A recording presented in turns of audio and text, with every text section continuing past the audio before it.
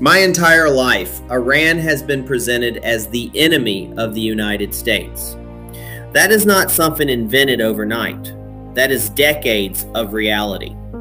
A regime that openly chants death to America, a government born from a revolution that transformed what had once been a far more westernized nation into an ideological state driven by religious extremism. When I was born, Iran was different. It was modernizing, connected to the West, and positioned to be something very different than what it became. Then a revolutionary movement took control and turned that country into a regime that has spent nearly half a century exporting instability, funding proxy conflicts, and threatening the very nation I live in. And this is not abstract rhetoric. Iranian leaders and officials have repeatedly threatened Americans and even spoken openly about assassinating American leaders. After the killing of Iranian General Qasem Soleimani, U.S. authorities uncovered plots tied to Iran targeting former U.S. officials, including President Donald Trump, and security warnings were issued, treating such threats as matters of national defense. Iranian figures and clerics have issued calls for revenge and death against American leadership. These threats have been documented and taken seriously at the highest levels of government. So when Americans look at Iran, many of us do not see a distant conflict. We see a regime that has openly defined itself as our adversary for decades. President Trump attempted negotiation through pressure and diplomacy. President Biden chose a different path, easing pressure in ways many Americans believe restored leverage to the regime.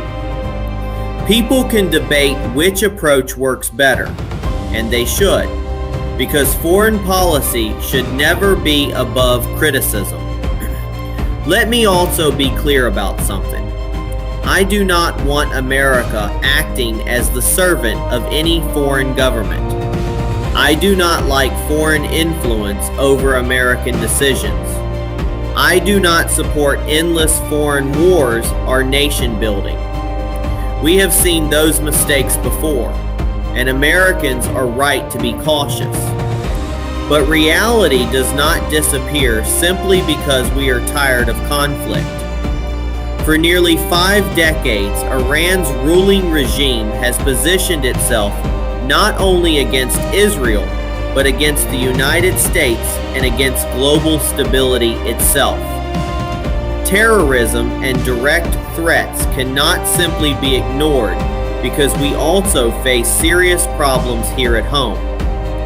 Americans are struggling with rising costs, debt, and a government that too often forgets the people it serves.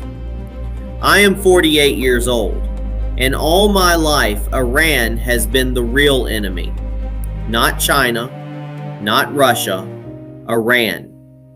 A regime that controls enormous regional influence while sitting over resources the world depends on, all under leadership openly hostile to America. At the same time, I understand the frustration Americans feel domestically. We have budget problems, economic pressures, and communities asking why their own government sometimes seems more focused overseas than at home. The real challenge is balance. A nation cannot neglect its citizens chasing foreign conflicts, but it also cannot pretend that global threats vanish if we simply look away. Strength abroad and stability at home are not opposites. They must exist together. The saying goes, "The enemy of my enemy is my friend." That does not mean blind support for every military action. It means recognizing geopolitical reality. If forces inside Iran challenge a regime that has spent decades threatening America and encouraging violence against Americans, many people will see that moment as a potential turning point. Peace is not maintained by wishful thinking. It is maintained through deterrence, diplomacy, and clarity about who threatens freedom and who defends it. America's task is not choosing between fixing problems at home or confronting terrorism abroad. The task is doing both wisely, constitutionally, and with clear national interest guiding every decision. Because going right does not mean choosing war. It means choosing reality, protecting liberty, and refusing to ignore threats while still rebuilding strength here at home. America must learn to walk and chew gum at the same time. We must protect our interests abroad while rebuilding strength at home. Strength is not choosing one over the other. Strength is maintaining both. We must find ways to balance domestic responsibility with foreign policy reality, protecting Americans without losing focus on the needs of Americans. That is the challenge of leadership, and that is the challenge of our time. This is Go Right with Peter Boykin, the Constitutionalist for Liberty.